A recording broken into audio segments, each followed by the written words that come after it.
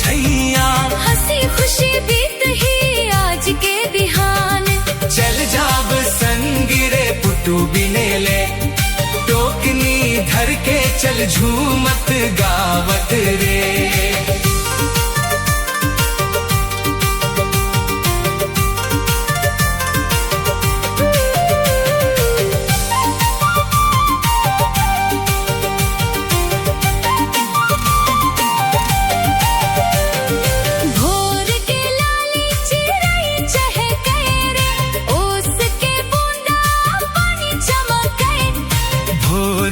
लाली चिरई चहके रे, उसके बूंदा पानी चमके। नदिया किनारे बैठ के हंसबो, जंगल के रास्ता संग संग नापबो।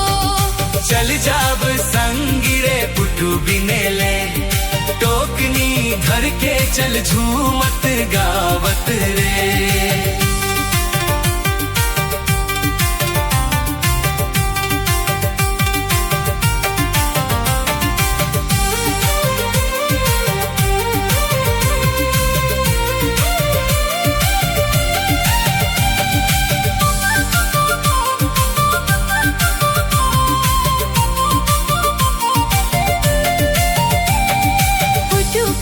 खुशबू मन लुभावे रे, दाई के हाथ के भाजी बनावे।